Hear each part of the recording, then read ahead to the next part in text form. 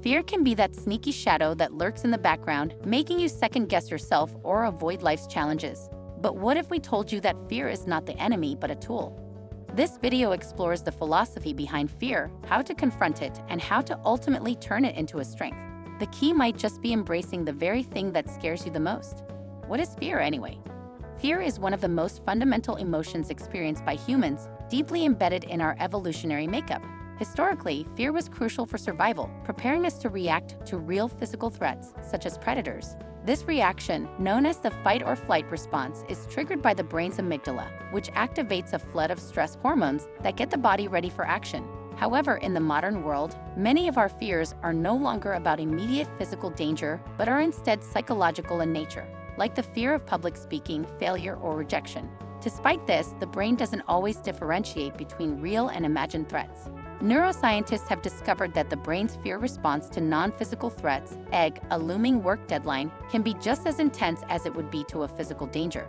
This inability to distinguish between types of fear often leaves us feeling anxious over situations that aren't truly life-threatening. The good, the bad, and the ugly of fear. Fear is a double-edged sword.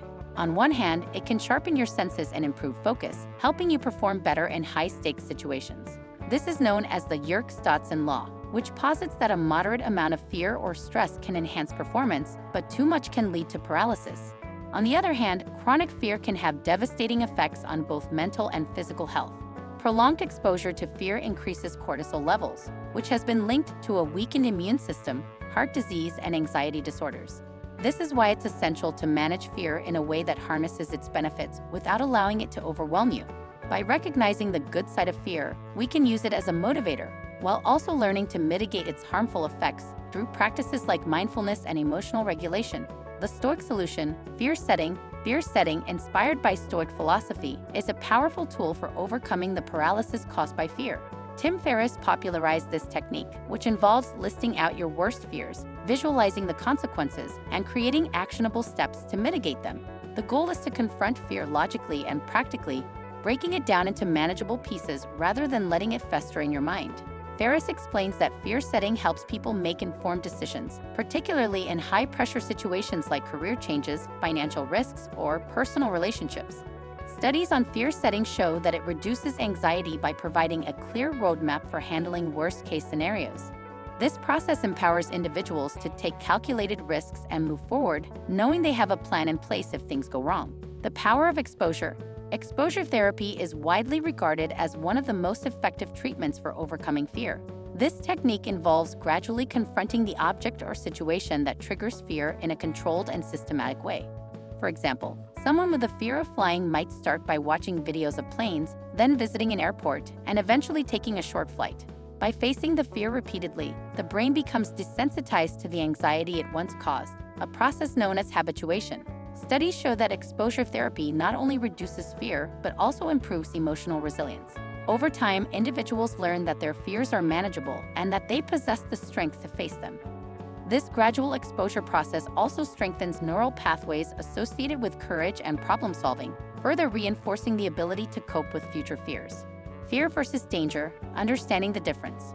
A critical step in overcoming fear is understanding the difference between fear and danger. Fear is an emotional response to a perceived threat, while danger refers to an actual immediate risk to our safety.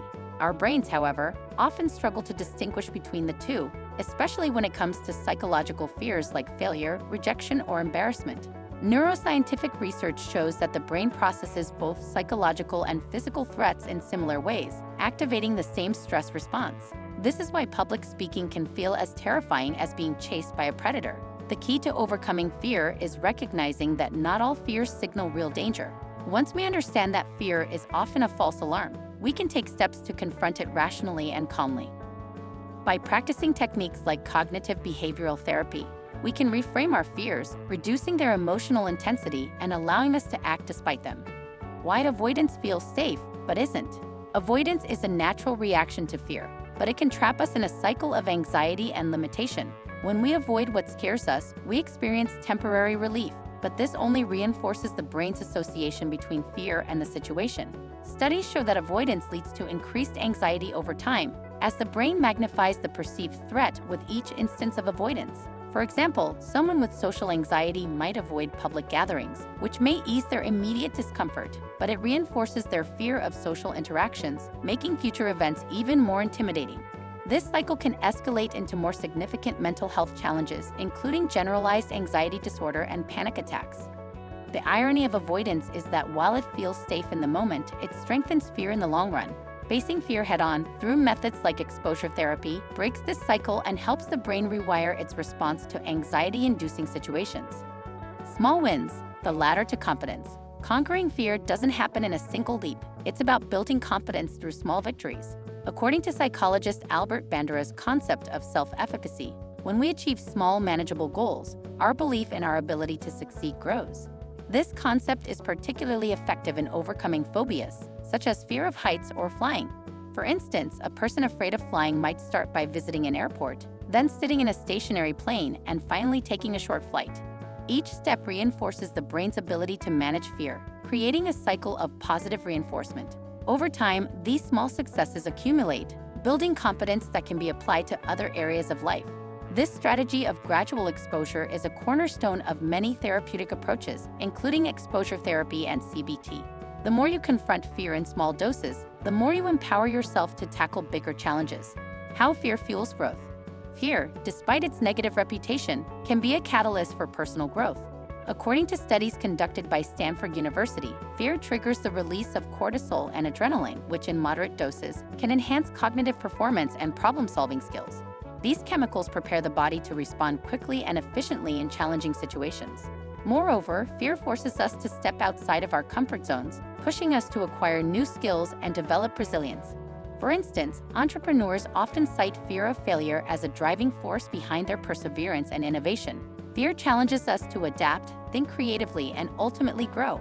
By recognizing fear as an essential part of self-improvement, we can leverage its energy to propel us towards our goals rather than holding us back.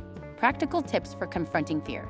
While fear can feel paralyzing, there are proven strategies for managing it effectively. One of the most popular methods is cognitive behavioral therapy, which involves identifying irrational fears and challenging them with factual evidence. Another highly effective technique is mindfulness-based stress reduction, which uses meditation and mindfulness practices to reduce the physical and emotional impact of fear.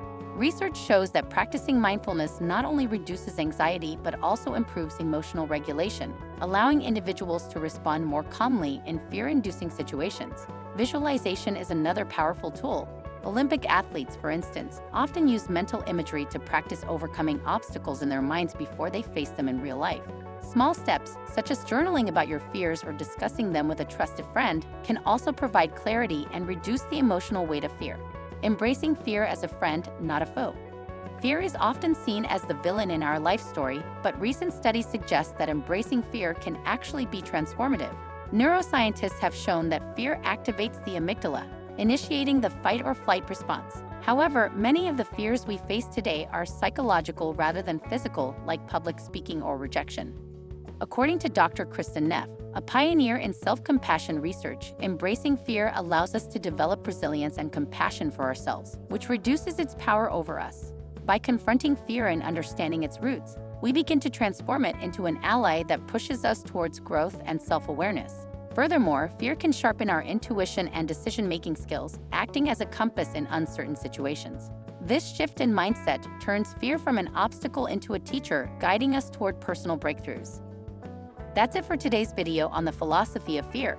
If you found this video helpful in understanding how to confront and overcome the things that scare you, don't forget to hit the like button and subscribe to the channel for more insightful content. Feel free to share your thoughts in the comments below. What's the biggest fear you're tackling right now? Thanks for watching, and remember, fear is just a stepping stone on the path to growth. Keep pushing forward.